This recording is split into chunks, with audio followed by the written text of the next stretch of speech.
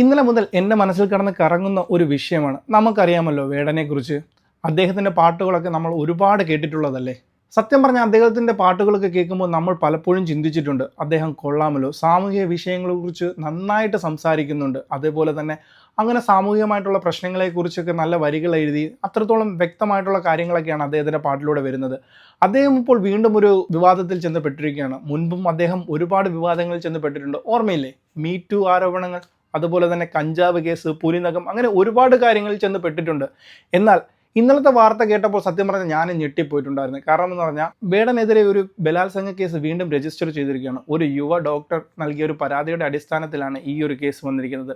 വിവാഹ വാഗ്ദാനങ്ങൾ നൽകി 2021 ആഗസ്റ്റ് മുതൽ 2023 മാർച്ച് വരെ പലതവണ ലൈംഗികമായി പീഡിപ്പിച്ചു എന്നാണ് ഈ യുവതി ആരോപിച്ചിരിക്കുന്നത്. ഒന്ന് ആലോചിച്ച് നോക്കിയേ, മുൻപും ലൈംഗിക അതിക്രമങ്ങൾ ആരോപണം നേരിട്ടിട്ടുള്ള ഒരാൾ ഇപ്പോൾ അതുപോലെ തന്നെ ഇങ്ങനൊരു പുതിയ കേസിൽ കുടുങ്ങുമ്പോൾ ഇതൊരു വലിയ വിഷയമല്ലേ? സത്യം പറഞ്ഞാൽ എൻ്റെ മനസ്സിൽ ഒരുപാട് ചോദ്യങ്ങളുണ്ട്.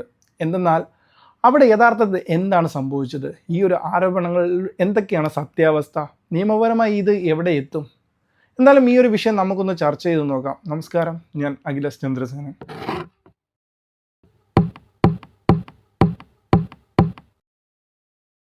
നമുക്കറിയാമല്ലോ, വേടൻ സാമൂഹിക വിഷയങ്ങളെക്കുറിച്ചൊക്കെ ധൈര്യമായി അദ്ദേഹം പാട്ടുകളിലൂടെ സംസാരിച്ചു. ജാതി, മതം, ലിംഗസമത്വം, പരിസ്ഥിതി, ഇതൊക്കെ അദ്ദേഹത്തിൻ്റെ വിഷയങ്ങളായിരുന്നു. അതുകൊണ്ട് തന്നെ കുറേ ചെറുപ്പക്കാർക്ക് വലിയ ഇഷ്ടമായിരുന്നു അദ്ദേഹത്തിൻ്റെ പാട്ടുകളെ. ഓർമ്മയില്ലേ 2020 മീ ടു കാലത്ത് അദ്ദേഹത്തിനെതിരെ ലൈംഗിക അതിക്രമ ആരോപണങ്ങൾ ഉയർന്നു വന്നിരുന്നത്?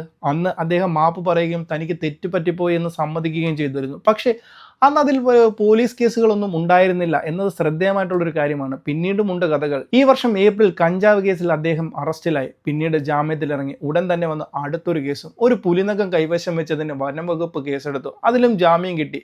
പിന്നീട് ഇതിനെല്ലാം മാപ്പ് പറയുന്നതും ഉണ്ടായിരുന്നു. ഇതിനിടെ പ്രധാനമന്ത്രിയെ അപകീർത്തിപ്പെടുത്തിയെന്നും ജാതി വിവേചനം ഉണ്ടാക്കിയെന്നും പറഞ്ഞ് ഒരു BJP നേതാവ് അദ്ദേഹത്തിനെതിരെ കേസ് കൊടുത്തിട്ടുണ്ടായിരുന്നു. ഇങ്ങനെയൊക്കെയുള്ള കുറെ പ്രശ്നങ്ങളിലൂടെ കടന്നു പോകുന്നതിനിടെയാണ് അദ്ദേഹം വീണ്ടും ഞെട്ടിച്ചുകൊണ്ട് പുതിയൊരു വിവാദത്തിലോട്ട് വന്നിരിക്കുന്നത്. ഒരു ബലാത്സംഗ കേസിലേക്ക്. വേടനെതിരെ തൃക്കാക്കര പോലീസ് സ്റ്റേഷനിൽ ഈ കേസ് കൊടുത്തിരിക്കുന്നത് ഒരു യുവ ഡോക്ടറാണ്. യുവതിയെ സോഷ്യൽ മീഡിയ വഴി 2021 വേടൻ പരിചയപ്പെടുത്തുന്നത്. പിന്നീട് പതിയെ അവർ തമ്മിലുള്ളൊരു ബന്ധം തുടങ്ങുകയായിരുന്നു. ഈ യുവതിയുടെ പരാതി അനുസരിച്ച് 2021 ഓഗസ്റ്റ് മുതൽ 2023 മാർച്ച് വരെ സമയങ്ങളിൽ വിവാഹം കഴിക്കാമെന്ന് പറഞ്ഞ വേടൻ പലതവണ ലൈംഗികമായി പീഡിപ്പിച്ചിട്ടുണ്ട് എന്നാണ് പറയുന്നത്.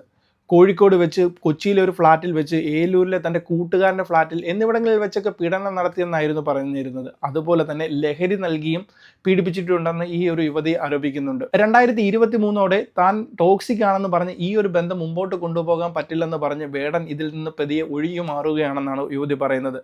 യുവതിക്ക് വലിയ മാനസിക ബുദ്ധിമുട്ട് ഈ ഒരു കാരണത്താൽ ഉണ്ടാവുകയും അവർക്ക് വിഷാദ രോഗത്തിന് ചികിത്സ വരെ നേടേണ്ടി വന്നിട്ടുണ്ടെന്നൊക്കെ ഈ ഒരു യുവതി പോലീസിൽ പറഞ്ഞിട്ടുണ്ടായിരുന്നു.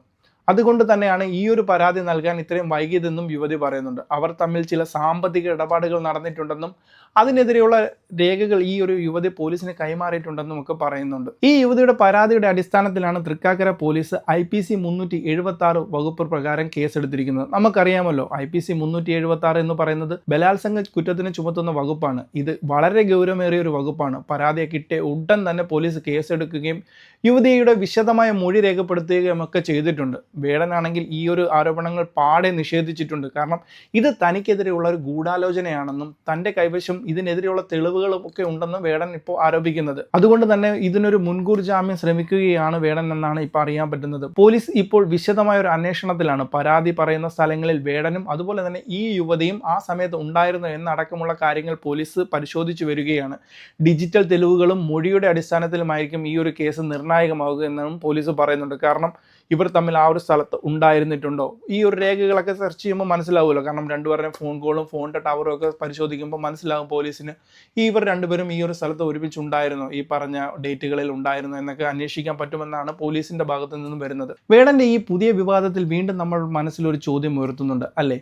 ഒരു കലാകാരൻ്റെ കലയും അദ്ദേഹത്തിൻ്റെ വ്യക്തിപരമായ ജീവിതത്തെയും എങ്ങനെയാണ് നമ്മൾ വേർതിരിച്ച് കാണേണ്ടത്? സാമൂഹിക നീതിയെക്കുറിച്ച് തൻ്റെ പാട്ടുകളിലൂടെ സംസാരിച്ച ഒരാൾ ഇത്രയും ഗുരുതരമായ ലൈംഗിക അതിക്രമ ആരോപണങ്ങൾ നേരിടുമ്പോൾ പലർക്കും അത് ദഹിക്കാൻ പറ്റുന്നതിൽ അപ്പുറമായിട്ടൊരു കാര്യമാണ് അല്ലേ? റദ്ദാക്കൽ സമരം എന്ന് കേട്ടിട്ടുണ്ടോ? Cancel culture. ഒരാൾ തെറ്റ് ചെയ്തെന്ന ആരോപണം വന്നാൽ അവരെ പൂർണ്ണമായും പൊതുസമൂഹത്തിൽ നിന്ന് മാറ്റണോ, അതോ തെറ്റു തിരുത്തി തിരിച്ചു വരാൻ അവർക്കൊരു അവസരം നൽകണോ? പക്ഷേ ഈ കേസിലെ ഇരയുടെ ഭാഗത്തു നിന്ന് നമ്മൾ കേൾക്കേണ്ട കാര്യമല്ലേ? അവൾക്ക് നീതി ഉറപ്പാക്കേണ്ടത് അത്യാവശ്യമല്ലേ? ഈ ചോദ്യങ്ങൾക്കൊന്നും നമുക്ക് ഒരുപക്ഷെ എളുപ്പം ഉത്തരം കണ്ടെത്താൻ പറ്റിയെന്ന് വരത്തില്ല. വേടനെതിരെയുള്ള പുതിയ ആരോപണങ്ങൾ, ലൈംഗിക അതിക്രമങ്ങൾക്കെതിരെ ശബ്ദമുയർത്തേണ്ടതിൻ്റെ പ്രാധാന്യം ഒരിക്കൽ കൂടി നമ്മൾ ഓർമ്മിപ്പിക്കുന്നുണ്ട്. ഇരകൾക്ക് മുന്നോട്ട് വരാൻ വലിയ ധൈര്യം വേണം. പലപ്പോഴും വർഷങ്ങൾക്ക് ശേഷമാണ് അവർ തുറന്നു പറയാൻ കഴിയുന്നത്. അത്തരം സാഹചര്യങ്ങളിൽ അവരെ നമ്മൾ പിന്തുണയ്ക്കുകയും അവരുടെ വാക്കുകൾക്ക് ചെവി കൊടുക്കുകയും ചെയ്യേണ്ടത് നമ്മുടെ തന്നെ ഒരു ഉത്തരവാദിത്തമാണ്.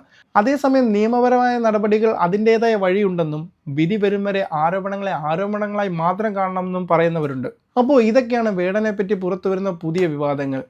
ഒരു വശത്ത് താൻ നിരപരാധിയാണെന്നും ഗൂഢാലോചനയുടെ ഭാഗമായിട്ടാണ് ഇതൊക്കെ നടക്കുന്നതെന്നും അദ്ദേഹം പറയുമ്പോൾ, മറുവശത്ത് ഒരു യുവതിക്ക് തനിക്ക് നേരിട്ട ക്രൂര പീഡനത്തെക്കുറിച്ചുള്ള പരാതിയുമായിട്ട് മുമ്പോട്ട് വന്നിരിക്കുകയാണ്. ഈ വിഷയം നിയമപരമായി മുന്നോട്ട് പോകുമ്പോൾ സത്യം എന്താണെന്ന് പുറത്തു വരുമെന്ന് നമുക്ക് പ്രതീക്ഷിക്കാം. ഇരകൾക്ക് നീതി ലഭിക്കേണ്ടത് അത്യാവശ്യമായിട്ടുള്ളൊരു കാര്യമാണ്. അതേസമയം ഏതൊരു വ്യക്തിക്കും തങ്ങളുടെ നിരപരാധിത്വം തെളിയിക്കാനും നിയമപരമായിട്ടുള്ള അവസരം ലഭിക്കുകയും വേണമെന്നൊക്കെയാണ് എനിക്കും പറയാനുള്ളത്. പക്ഷേ ഈ ഒരു കാര്യത്തിനകത്ത് പോലീസും ഒരു സംയമനം പാലിക്കുന്നുണ്ട്. ഈ ഒരു കേസ് വന്നിരിക്കുന്നത് ഒരു സെലിബ്രിറ്റി ആയിട്ടുള്ള ഒരാൾക്കെതിരെയാണ്. ഈ ഒരു കാര്യം ഒരു പക്ഷേ മാത്രം ഇതൊരു കള്ളക്കേസാണെങ്കിൽ, ഈ ഒരു വേടനെ പിടിച്ച് അകത്തിടുകയാണെങ്കിൽ പിന്നീട് അതൊരു വലിയ വിവാദവും വലിയൊരു പ്രതിഷേധങ്ങൾക്കും പിന്നീട് കാരണമായെന്ന് വരാം. അതുപോലെ തന്നെ ഈ ഒരു പെൺകുട്ടി വന്ന് കൊടുത്തിരിക്കുന്ന ഒരു കേസ് സത്യമാണെങ്കിൽ വേടനെ ഒരുപാട് നാൾ ഈ ഒരു അറസ്റ്റ് ചെയ്യാതെ പുറത്തു നിർത്തുകയാണെങ്കിലും അതൊരു വലിയ വിഷയമാകാനും ചാൻസ് ഉണ്ട്. എന്തായാലും നിയമത്തിൻ്റെതായ രീതിയിൽ പോകുന്നുണ്ട്. പോലീസുകാർ പറയുന്നത് അവർ നല്ല രീതിയിലുള്ള ഈ കാര്യങ്ങളെല്ലാം ചെക്ക് ചെയ്യുന്നുണ്ടെന്നും യുവതി കൊടുത്തിട്ടുള്ള മൊഴിയും അതുപോലുള്ള കിട്ടിയ വിവരങ്ങളുമെല്ലാം സത്യമാണോ, അതിൻ്റെ സത്യാവസ്ഥ എന്തൊക്കെയാണെന്നുള്ളതെല്ലാം പോലീസ് നല്ല രീതിയിൽ ചെക്ക് ചെയ്യുന്നുണ്ടെന്നൊക്കെയാണ് പറയുന്നത്. എന്തായാലും നമുക്ക് കാത്തിരിക്കാം ഇതിൻ്റെ വിഷയം ഏത് രീതിയിലോട്ടാണ് പോകുന്നതെന്ന്. എന്തായാലും പുതിയൊരു വീഡിയോയിൽ പുതിയൊരു വിഷയമായി വീണ്ടും കാണാം. അതുവരെ ബൈ.